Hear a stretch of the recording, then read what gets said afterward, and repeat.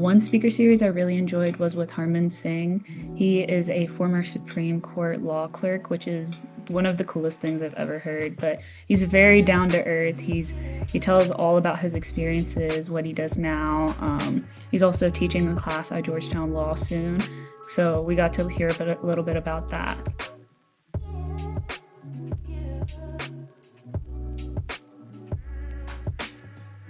Hi everyone! I'm so excited to have you here today for our new series, SikhLEAD Spotlight.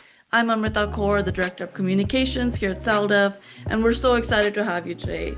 Today we have Simar Gill, who is one of our first SikhLEAD DC interns, and I'm so excited to get a behind-the-scenes look through the series of what she's been working on this summer, what kind of friendships she's embarked on, as well as any professional skills. So let's have Simar introduce herself. How are you doing, Simar? I'm good. Thank you for asking, and thank you for that introduction, Amrita. I'm Simar Gill. I'm a rising junior at the George Washington University right here in DC. And along with being a SikhLEAD intern, I have been placed at the Equal Employment Opportunity Commission, where I am also an enforcement extern. That's awesome. So tell me a little bit more about your internship. Like, what are your responsibilities? Like, what are you most excited to work on this summer? So at the EEOC, I've been working on a lot of case analyses. So I had never conducted one before, and diving in was honestly quite scary. The internship is mainly geared towards law students. So the interns I work with kind of already had that foundation set, and I was just, diving into cold water. However, I asked a lot of questions, clarifying questions, made edits, and now I do 4 to 8 cases a week, which has been really great. So that was one of my bigger challenges, besides having to get up at 5:30 every morning to make it to my internship on time.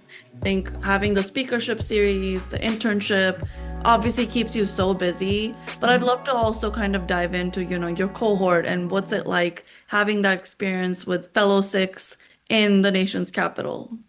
Yeah, again, I'm from northern Mississippi, which isn't a heavily populated Punjabi area by any means.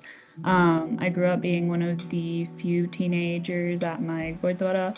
So that was a pretty big change for me. I'd never had majority of my friends be Sikh. So it was definitely an experience. And then I think I relate to that a lot with the SikhLEAD cohort as well. A lot of them come from states where they also don't have large Sikh Sangats, so I relate to them even though they're not from the deep south like I am. But we've been able to connect on different fronts, and it's interesting to see how Sikhi translates to teenagers and young adults across the country. 100%. I think that's so well said. I think especially in those states where there's not as much Sikh representation, Gurdwara turns out to be kind of the only way to beat that Sangat. And especially like you talked about being the few teenagers, I think finding the similar age group and just professional kind of questions that we have, I think it's an incredible resource to be in this cohort and in DC. What's one thing you'll take from this experience, whether that be SikhLEAD internship or your own internship at the EEOC, that you'd like to take back to your Sangat in Mississippi? Yeah, I think I was definitely able to hone some skills at the EEOC, but with SaLDF, I think I had the opportunity to realize that I can engage in my religion throughout my career, right? So I can provide seva to others throughout my career. I can advocate for others throughout my career.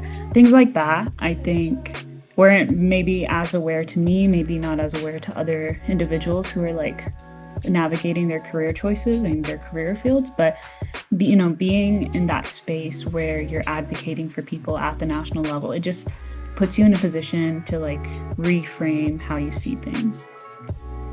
There's so many supporters and powered by the community and funders that make this program happen, from all the different programming aspects we talked about to even the stipend that's offered at the end of the program. Mm-hmm. And what would you tell those supporters about what that investment means for you and your generation?